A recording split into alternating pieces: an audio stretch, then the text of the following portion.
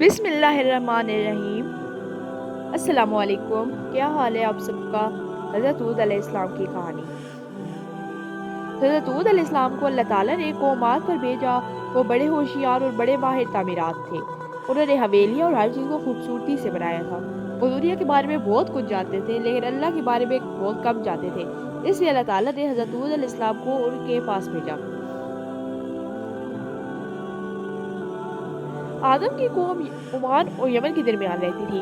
وہ سب معمار تھے اور جسمانی طور پر بہت اچھے تھے، تاہم وہ ایک عامر کی قیادت میں تھے اور اللہ اور اس کے ساتھ ساتھ دیگر مخلوقات کی عبادت کر رہے تھے۔ پھر اللہ تعالیٰ نے زمین پر حضرت ہود علیہ السلام کو بھیجا تاکہ ان لوگوں کو اپنا راستہ دکھائیں۔ انہوں نے لوگوں سے کہا کہ بت پرستی نہ کریں اور صرف اللہ کی عبادت کریں۔ پورے اعتماد اور فخر کے ساتھ لوگوں نے حضرت ہود علیہ السلام سے پوچھا کہ کیا زمین پر ان کے اعمال کے بارے میں فیصلہ کیا جائے گا؟ حضرت ہود علیہ السلام نے اتفاق کیا۔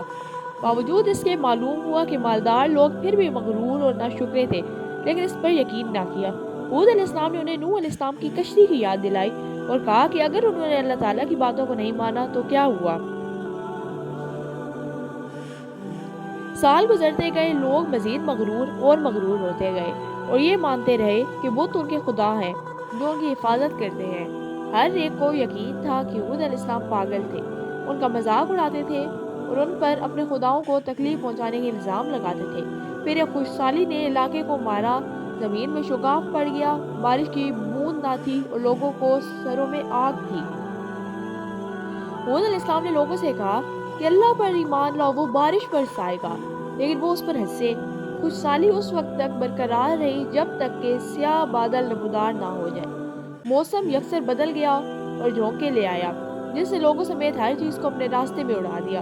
تمام کافروں کے جسم 8 دن اور 7 راستوں تک چلنے والی آندھیوں سے اکھڑ گئے۔ جو لوگ ہود علیہ السلام کو مانتے تھے وہ بے ضرر تھے اور صرف اللہ کی عبادت کے لیے یمن کی طرف ہجرت کر گئے۔ حضرت ہود علیہ السلام کا قصہ ہمارے لیے ایک یاد دہانی ہے کہ ہم ہمیشہ خدا کی اطاعت اور اس کے انبیاء کی ہدایت پر چلنے کی کوشش کریں۔ یہ ہمیں اپنے گناہوں کے لیے توبہ کرنے اور دنیا اور آخرت میں عذاب سے بچنے کے لیے خدا کی طرف رجوع کرنے کی اہمیت سکھاتا ہے۔ آپ نے حضرت ہود علیہ السلام کی کہانی سے کیا سیکھا؟ کمنٹ میں بتائیں۔ ویڈیو دیکھنے کے لیے شکریہ۔